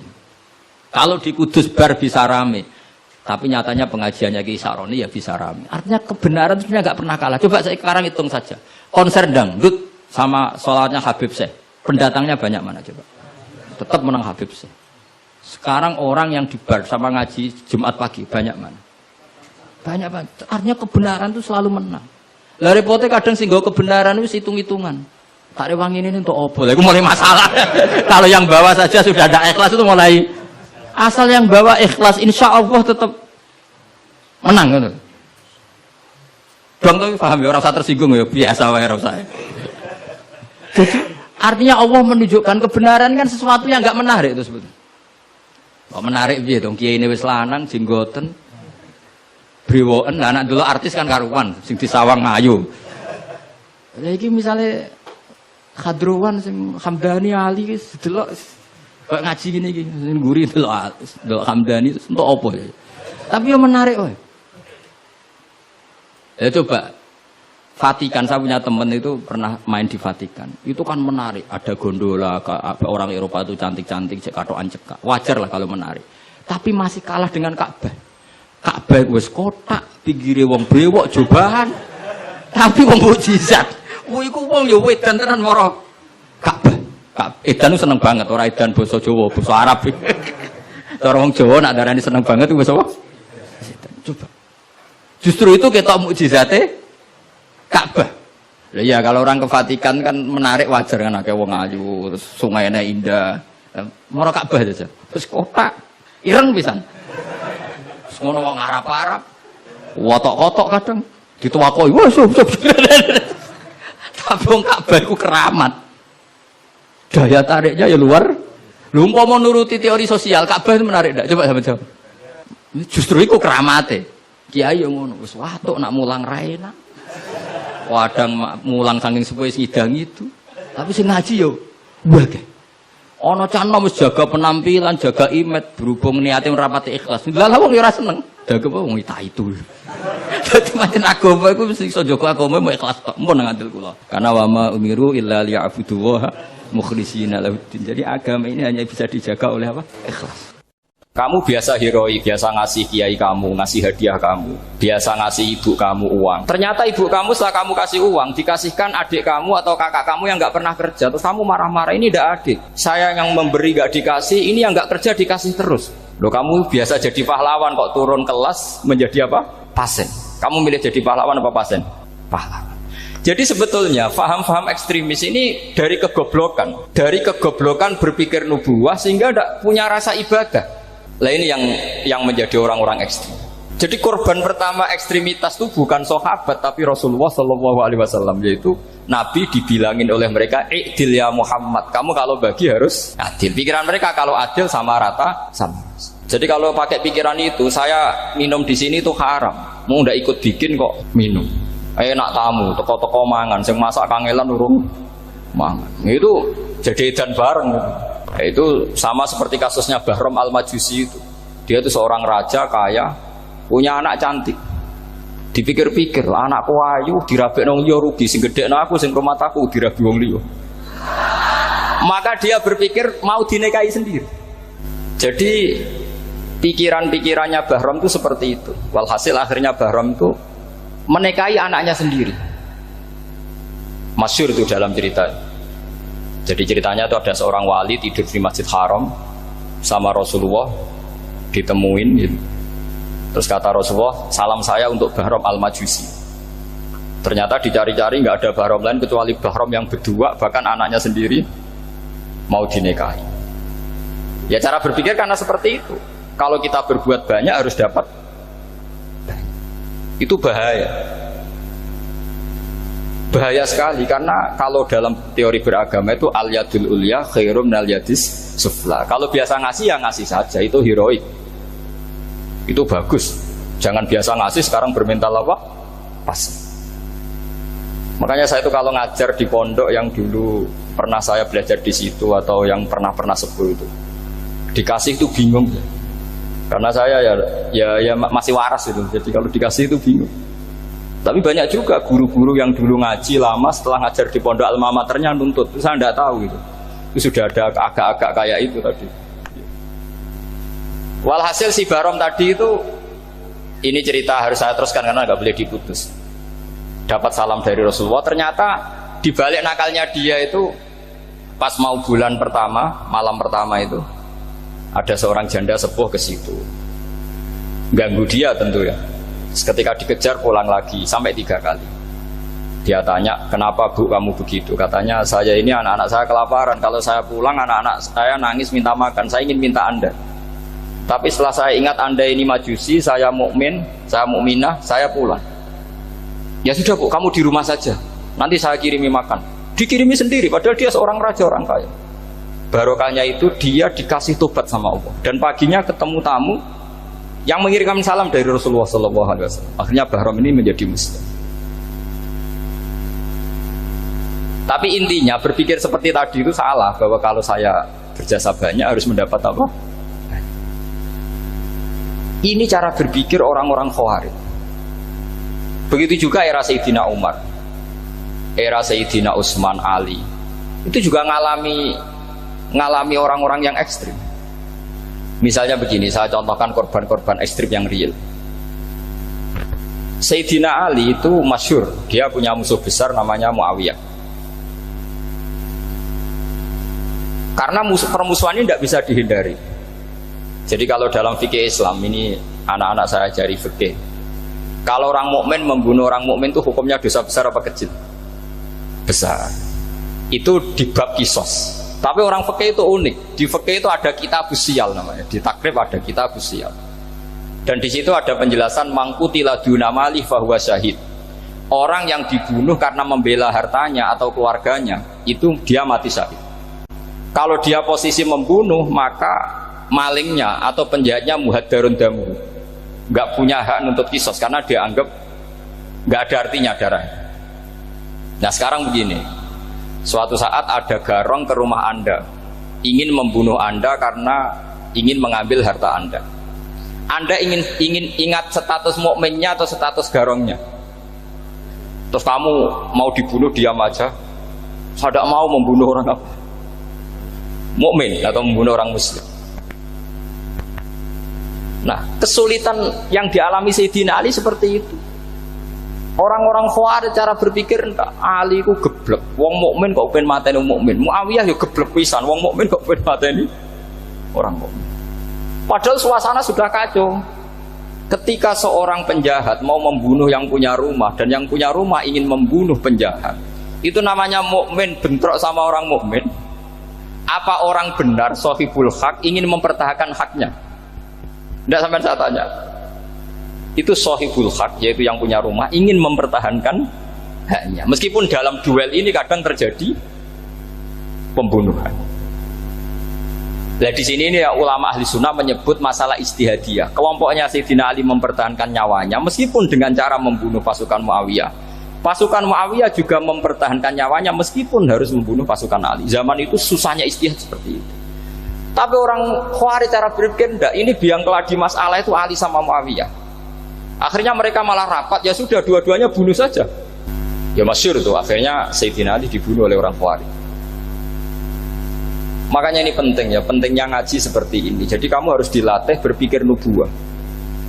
Ya dilatih berpikir apa? Nubuwah, disebut al-ulama warasatul. Meskipun dengan cara yang ekstrim, tapi pikirannya saja, jangan perilakunya. Saya punya contoh sekian kasus, sekian tragedi. Misalnya begini, saya itu dulu punya teman, dia soleh, bisa baca Fathul Mu'in. Dia itu janggal, bilang sama saya, Gus, tidak biasanya Rasulullah itu agak-agak nyindir orang fakir. Ini kok ada hadis kadal fakru ayakuna kufur, bahwa kefakiran itu mendekati apa? Kekufuran. Dia itu aneh sekali. Biasanya tidak biasanya Rasulullah kritik seperti itu. Walhasil ini singkat cerita, anak ini ngalami satu trauma. Dia itu miskin. Gara-gara miskin gitu jadi burunya orang non muslim. Dan sering disuruh nganter majikannya itu ke tempat-tempat lokalisasi. Dia mulai mikir, ini gara-gara fakir saya harus nganter orang ke lokalisasi. Mulai ingat dia, Sodako Rasulullah, ini gara-gara fakir saya jadi pengantar orang ke lokalisasi. Suatu saat majikannya itu benar-benar bangkrut, malah tidak disuruh nganter, pokoknya carikan yang cantik bawa sini. Pusing, waduh. Nah, dia akhirnya walhasil lari terus keluar, terus dia cerita betapa ekstrimnya fakir, sehingga gara-gara fakir saya harus jadi penolong orang yang mau apa maksiat.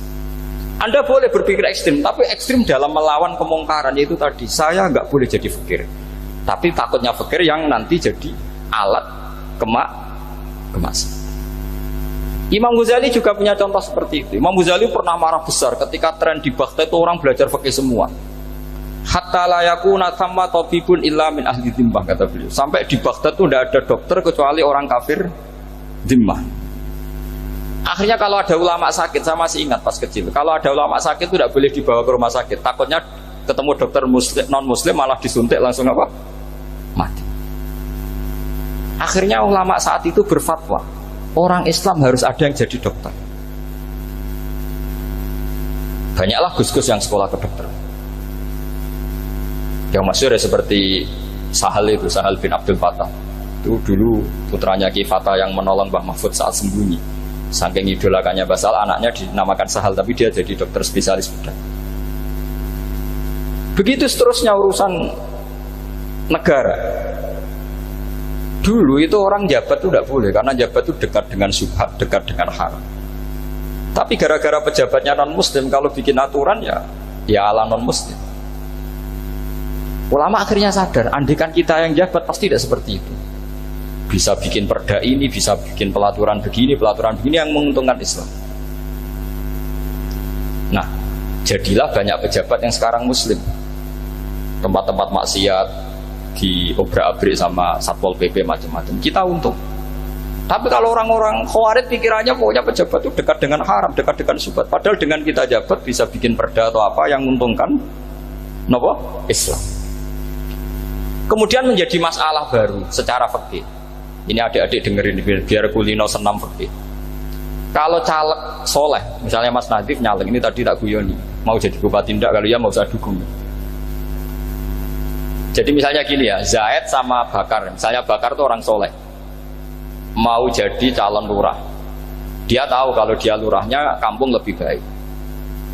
Kalau yang jadi ini Zaid, itu kampung itu rusak karena dia suka dugem, suka macam-macam. Kemudian Zaid ini pasti jadi karena beli suara. Misalnya per kepala itu dibeli 50.000. Bakar ini kalau nggak beli suara kalah. Padahal dengan kalahnya Bakar artinya kemenangan kemungkaran. Itu zaman era Fathul Mu'in, muridnya Ibnu Hajar Al-Hitami. Ibnu Hajar muridnya Abu Zakaria Al-Ansori itu fatwa. Yang soleh ini wajib beli suara, bukan boleh, wajib beli suara. Tapi ini namanya tidak nyuap, perlu dicatat, ini namanya tidak nyuap.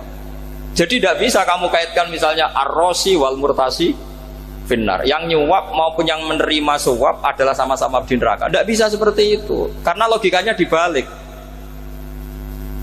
Sekarang Bakar ini beli suara itu untuk membeli kebenaran, untuk mengawal kebenaran. Zaid beli suara untuk menopang kebatilan. Berarti namanya Bakar ini penyuap atau pembeli kebenaran? Pembeli kebenaran. Harus dibedakan. Nah, ini pentingnya ulama. Memang nyatanya seperti itu. Yang dikatakan nyuap, riswah itu adalah membayar uang li'ibtalil haqqi, untuk membatalkan kebenaran atau membenarkan kebatilan, itu namanya nyuap. Tapi kalau mengeluarkan uang untuk menghakkan barang hak dan membatalkan barang batil, itu namanya uang perjuangan. Nah ini pentingnya mikir. Jadi ulama itu mulai dulu sudah berhati. Nah sekarang sudah banyak orang-orang khusyuk yang biasa di masjid khusyuk. Kalau ditanya zaman akhir rusak kabeh, wong soleh-soleh wis nyuap. Kalau orang soleh ini tidak nyuap ya tidak jadi. Kalau nggak jadi mereka nggak ada yang jadi DPR, nggak ada partai Islam, habis malah Indonesia. Saya itu punya kenalan banyak pakar-pakar di Jakarta, itu cerita saya, Pak Bahak. Indonesia itu solusinya gampang. Kita ini punya Bali, punya Batam. Itu kalau Bali dimakaukan, Batam dikayakan Hollywood. Amerika kaya itu bukan karena hebat, pornografi dijual, tinju di Nevada itu dijual, di Las Vegas dijual, apa saja dijual. Kok tidak kaya itu gimana? Sementara Indonesia mau aur-auran gitu sungkan partai Islam. Sebenarnya Indonesia gampang, kalau ingin kaya Bali itu dikayakan Hollywood atau dikalahkan Makau jadi kota judi, Batam dijadikan kayak Las Vegas. Itu transaksinya pasti triliunan. Orang gamane wong muda dijual, judi dijual, orang tinju dijual. Tapi gara-gara ada partai Islam, nyari rumus solusi ekonomi itu ya yang tidak seperti itu. Akhirnya kangelan, ya, akhirnya rapati suka. Tapi barokah tetap barokah partai apa? Yang menangnya caleg-calegnya rata-rata ya beli. Kalau tidak beli habis. Saya bukan menghalalkan nyuap, enggak. Kalau nyuap tetap haram ila yaumil qiyamah. Tapi kalau suratul masalah seperti ini kamu mengatakan suap, itu beda. Ini suratul masalah yang tidak ada kaitannya dengan suap. Asal lawannya batil ya. Kecuali lawannya sama-sama hak. Dua calon di kampung itu soleh sama soleh. Ini yang soleh bayar nggak boleh, karena siapapun yang jadi soleh itu nggak boleh. Makanya kalau cari musuh yang dolim biar halal ya. Iya, saya pernah ditanya seorang dosen, Gus, saya ini kalau baca sejarah perang Badar atau perang Uhud, yang saya tidak nerima itu satu. Kenapa setiap ghanimah harta orang kafir dan istrinya orang kafir kok disita orang Islam, dan yang perempuan jadi amat, kemudian juga digauli orang Islam, yang hartanya orang kafir juga jadi asetnya orang Islam, kok kayak garong? Dia tanya seperti itu sama saya. Terus saya jawab, kalau sampean ada garong dan kemudian bawa senpi, senjata api, kemudian garong Anda, penjahat Anda lumpuhkan, ya senpi itu harus Anda kembalikan. Monggo penjahat ini kagungan jenengan beto wangsul, karena ada milik Anda, harus dikembalikan. Wah, tidak bisa Bapak, kalau saya kembalikan pasti dipakai jahat lagi, dipakai kriminal lagi. Ya sama, kalau asetnya orang kafir dikembalikan ke orang kafir akan menjadi aset kekafiran lagi untuk menghancurkan kita. Nah, perempuan juga sama. Perempuan itu alat produksi. Jika perempuan tadi dikembalikan ke orang kafir, maka kamu menolong populasi orang kafir. Ya seperti itu. Paham ya? Makanya disita dalam perang loh ya, tapi dalam perang yang legal. Nah itulah kenapa amat halal. Makanya di Quran itu illa ala azwajihim aw ma malakat aiman. Paling enggak itu masih ada ulama atau pemikir atau ustadz siapa saja yang bisa memahami logika apa? Islam. Nanti kalau ulama ini sudah meninggal, orang akan mencibir Islam dengan cara mengatakan Islam itu jahat, yaitu menyita hartanya orang kafir dan istrinya orang kafir setiap kali terjadi perang. Karena pemikiran ini pasti sama-sama kutubnya, sama-sama ekstrim. Nah ini penting saya katakan. Makanya masyhur itu perdebatan Sayyidina Ali dan Muawiyah. Ini saya kutip sedikit. Ini ya sama-sama berpikir ekstrim, tapi ekstrim yang baik. Walhasil dalam satu kerja bakti di Masjid Kuba, itu ada sahabat namanya Ammar. Ini di depan umum, ini penting. Kalau dalam ilmu hadis di depan umum ini penting, karena nanti menjadi mutawatir. Beda dengan hadis yang Nabi ngendikan sama 1-2 sahabat, namanya hadis ahadi. Di depan umum Nabi guyon gini sama Ammar, ya Ammar waihak taktuluka alfiatul baghiyah. Ammar, kamu ini nasib kamu itu agak sial, karena nanti yang membunuh kamu itu kelompok yang tidak apa? benar. Al-fi'atul baghiyah itu kelompok yang tidak benar. Itu disaksikan sekian sahabat. Walhasil suatu saat Ammar ini ikut perang dan ikut pasukannya Ali dan terbunuh oleh pasukannya Muawiyah. Seneng Ali. Walhasil Ammar ditemuin sama Ali. Ya Muawiyah, al-ana dhuhara bi anna fi'ati haqqun wa fi'ataka baghiyah. Sekarang kelihatan siapa yang benar. Saya yang benar, kamu yang salah. Kenapa? Karena Ammar kelompokku dan terbunuh oleh kelompok kamu. Padahal kata Rasulullah yang membunuh Ammar adalah kelompok yang salah. Tapi Muawiyah pintar sekali, dia jawabnya gini, laula kama kutila Ammar. Ammar terbunuh karena bela-belain kamu. Kalau kamu tidak nyuruh dia perang juga gak terbunuh kan. Jadi kamu ikut andil terbunuhnya siapa? Ammar. Tapi apa kata Sayyidina Ali? Idzan qatala Rasulullah Hamzah. Kalau teori itu Anda pakai, Rasulullah pun membunuh Hamzah. Sekarang Hamzah perang karena suruhan siapa? Rasulullah. Yang membunuh Hamzah siapa? Wahsy. Kalau teori itu Anda pakai, berarti Rasulullah pun membunuh Hamzah. Terus fasa kata Muawiyah, Muawiyah diam. Jadi fikih pun tuh diputuskan lewat pikiran ekstrim. Tapi bukan ekstrim yang merugikan orang lain. Ya, kalau merugikan orang lain namanya sudah la dororo wala dirar, dia menyalahi aturan itu. Makanya saya pernah ngaji di sini dulu ketika tahun kemarin. Fikih-fikih Islam itu punya rumus, itu ya gara-gara pikiran ekstrim sebetulnya. Saya pernah nyontohkan adalah orang tuh kalau sholat jenazah itu mayitnya di depan. Itu ulama fikih tidak ada yang punya alasan. Mau hanya bilang gini, hakadha wajadna salafan wa khulafan. Mulai dulu kalau nyolati mayit ya jenazahnya di depan. Ya hanya gitu saja, tidak punya alasan. Makanya ulama lain mengatakan tidak apa-apa jenazah di belakang, yang sholat di depan. Kenapa? Fa innaha laysat bimanzilatil imam. Memangnya jenazah imam kok harus di depan? Itu ya tidak ada yang bisa bantah. Bagaimana mungkin harus di depan? Oh, tidak imam kok harus. Yang harus di depan itu imam. Jenazah itu imam apa enggak? Enggak. Terus alasan kedua, sholat ghaib. Kalau ada orang mati di Surabaya, Mas Nadib di sini, sholat ghaib boleh enggak? Boleh. Jenazahnya di depan apa belakang? Di belakang kan? Berarti harus enggak jenazah di depan? Ya dia mau ngakeh yang jelas kalau itu. Lah ini contoh-contoh kecil. Nah orang Khawarij itu orang yang paling tidak mau menerima otak-atik seperti itu. Akhirnya jadi goblok bareng tadi. Ya makanya Rasulullah pun jadi korbannya Khawarij. Muhammad kamu harus adil. Karena pikiran mereka adil itu yang memberi banyak ya dapat banyak. Kalau pikiran nubuah tidak seperti itu. Kalau yang biasa memberi, biasa heroik, biasa baik ya biar tetap biasa memberi. Jangan dilatih jadi apa? Fasih. Ini mungkin adik-adik juga agak keberatan, tapi harus dilatih. Makanya saya itu jadi kiai itu ya mulai kecil anaknya kiai, putu kiai, saya itu ya mulang tuh senang. Saya tidak pernah terlintas dikasih santri atau dihormati ya enggak. Mungkin sampai mati agak terlintas. Ya pikiran saya sederhana. Biasa mulang pahlawan malah sekarang pasien itu malah kayak cemen, kayak turun kelas gitu. Jadi saya terus ya enggak kepikiran sama sekali. Loh kalau saya minta sama Allah karena itu atasan saya. Makanya ada ulama yang ekstrem gini, ini kisah nyata. Ada ulama alim datang ke seorang raja. Rajanya ini soleh padahal. Ternyata pas raja itu berdoa, ya Allah saya kasih ini, kasih ini. Padahal ulama tadi itu mau mengajukan proposal. Mau minta apa gitu. Terus dia pulang ketika ditanya, Pak Kiai kenapa pulang?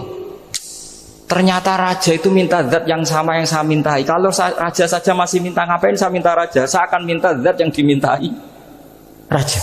Terus pulang dia. Wah itu ya pikiran ekstrim, tapi bagus ekstrimnya.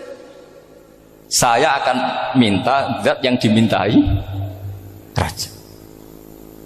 Kalau sampean kan enggak, uteke saya les, sholat dinteni, tetap jalo. Oh, orang mikir seperti itu. Emang salah didik, salah itu tadi. Nah, ini harus dilatih. Masyhur itu ketika Nabi pas Fathu Makkah itu, orang-orang Ansor komentari Nabi gini, ketika Nabi sangat happy di Mekah, sangat enjoy di Mekah, kata orang-orang Ansor, amar rojul fa'adroka durok fatun fi ahli wa ulfatun fi asyiroti.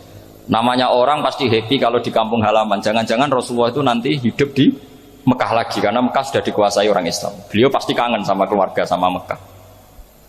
Tapi ya sama, ketika Rasulullah mulai mengasih-ngasih itu, orang-orang Quraisy dikasih banyak, orang Ansor juga pikirannya seperti itu.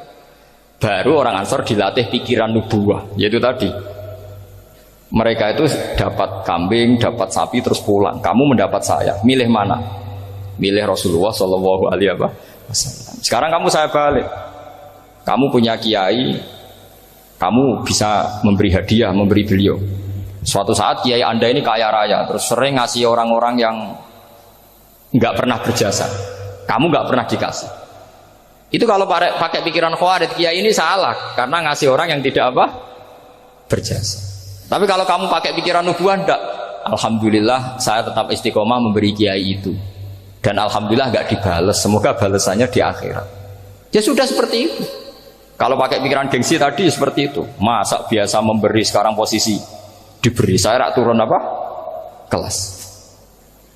Jadi sebetulnya pikiran ekstrim itu boleh, tapi untuk yang seperti ini bukan ekstrim yang tadi.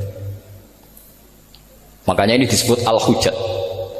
Al-hujjat itu satu logika yang bisa mematahkan asumsi awal.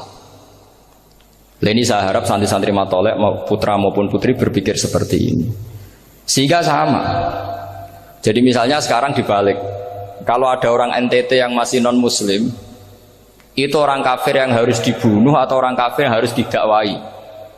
Mesti pikirannya itu kalau Nabi itu ya semua yang didakwai Nabi dulu orang kafir. Nah, ketika Nabi di Mekah itu pertama ketemu orang kafir itu dibunuh atau didakwai? Didakwai. Ya berarti pilihan sekarang ya didakwai bukan dibunuh.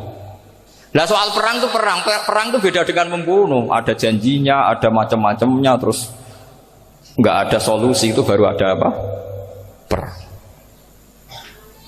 Jadi kalau sudah dibalik-balik gitu, makanya kata ulama-ulama Khawarij itu pasti salah. Pasti salahnya adalah kalau orang tidak benar ya dibenarkan bukan dibunuh. Kalau setiap orang kafir dibunuh, Nabi kapan jadi nabinya? Karena orang kafir habis. Jadi metode bil hikmati ada, mau'izatul hasanah ada karena orang kafirnya sudah apa? Mati.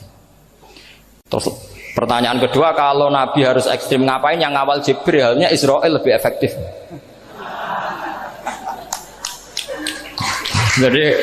Jadi kalau sama-sama ingin ekstrim, Nabi itu nggak usah dikawal Jibril, kan tidak efektif kan? Harusnya yang ngawal itu siapa? Israel. Kan nggak repot ya. Nah, jadi saya mohon ini saya cerita. Jadi korban pikiran ekstrim itu bukan siapa-siapa. Pertama itu Rasulullah. Akhirnya Rasulullah menjelaskan, ya beginilah cara berpikir nubuwah. Jadi saya kira demikian. Nanti mungkin kalau ada tanya-tanya, ada pertanyaan. Yang jelas kalau seputar ekstremitas itu bisa latihan. Ya, sebenarnya bisa latihan di fikih. Karena fikih ini cerminan dari pikiran ulama. Ya, cerminan dari pikiran apa ulama yang tidak tekstual. Ya, seperti gini ya. Tasaddaqa Rasulullah so'an min tamrin au so'an min aqidin. Ketika zakat fitrah itu Rasulullah mengeluarkan satu sok tamar. Tamar itu kurma. Kalau menurut tekstual berarti zakat fitrah harus pakai kurma. Tapi semua ulama sedunia mengatakan kuti ahlil balad. Artinya dalam konteks Indonesia ya pakai apa? Beras. Berarti kata tamar diganti kut. Diganti apa? Kut. Jadi orang itu jangan diajak goblok bareng. Masa Nabi ngendikan tamar harus apa? Tamar. Makanya saya pernah debat. Pak Nabi itu cingkrang. Kenapa orang-orang itu rata-rata tidak cingkrang? Saya bilang, Nabi itu hidupnya di Mekah. Kenapa Anda hidup di Indonesia? Iya, Nabi itu hidupnya di Mekah. Terus saya tanya lagi, Nabi itu hafal Quran, kamu udah hafal? Saya hafal Quran. Kalau cingkrang gampang, karek ngetok kata saya. Ya, kalau ada sunnah Rasul, Nabi hafal Quran enggak? Hafal kan? Berarti kalau ikut sunnah Rasul, hafal Quran. Jangan cingkrak tok, ya hafal apa? Ya sama poligami juga gitu yang tadi diceritakan Mas Natif itu. Nabi itu poligami setelah Khadijah meninggal. Apa mereka mau nunggu istri pertama meninggal? Kalau ingin persis loh, kalau ingin persis nunggu istri pertama meninggal. Ah iya. Tidak mau juga kan? Ya biasa saja lah. Pokoknya yang dihalalkan syariat ya kita bilang halal, yang diharamkan kita bilang apa? Tidak usah sok suci sunnah Rasul. Saya punya banyak cerita. Abu Bakar itu dulu sering menghindari sunnah Rasul. Dulu Rasulullah itu kalau ada orang minta ya dikasih. Ketika era Abu Bakar bikin Baitul Mal. Ketika ditanya ini zaman Rasulullah tidak ada, kata Abu Bakar, huwa Rasulullah. Beliau itu Rasulullah. Mbok gak dimanage ya negara tertib. Umar bikin pasukan itu diangkat negara. Kalau dulu zaman Nabi yang ikut perang bahaya, yang tidak perang namanya munafik. Era Umar tidak, militer itu ditunjuk. Ya digaji pakai Diwanul Murtazikoh. Ketika ditanya kenapa tidak kayak Rasulullah, huwa Rasulullah, mbok tidak tertib pun tetap negara stabil. Karena ada karismanya. Jadi kadang-kadang dalam banyak hal itu kita malah tidak boleh persis Rasulullah karena kadang banyak khususiyah. Yaitu contoh yang paling masyhur di fikih ya kayak Nabi itu nikah 9 itu khususiyah. Dalam strategi juga sama. Dalam strategi memanage negara juga sama. Banyak sahabat yang punya ide yang zaman Nabi itu tidak ada. Ketika ditanya kenapa tidak persis Nabi, katanya huwa Rasulullah. Ya Rasulullah itu meskipun seperti itu, meskipun tidak tertib secara rasional, tetap dikawal wahyu. Makanya negara baik-baik saja. Kalau saya ini hanya Abu Bakar, kalau tidak ya repot. Umar ya sama, bikin Diwanul Murtazikoh. Utsman juga sama, dimanage negara. Sayyidina Ali juga dimanage. Kalau Nabi tidak. Tapi tidak apa-apa karena ada karisma. Sampean tak cerita nih masalah zakat yang masyhur. Orang paling bakhil sekalipun, paling kikir sekalipun itu zaman Rasulullah bayar zakat. Karena pikirannya setelah zakat dikasihkan Rasulullah mendoakan. Khudh min amwalihim shadaqatan tutahhiruhum wa tuzakkihim biha wa sholli alaihim inna sholataka sakanul lahum. Era Abu Bakar enggak.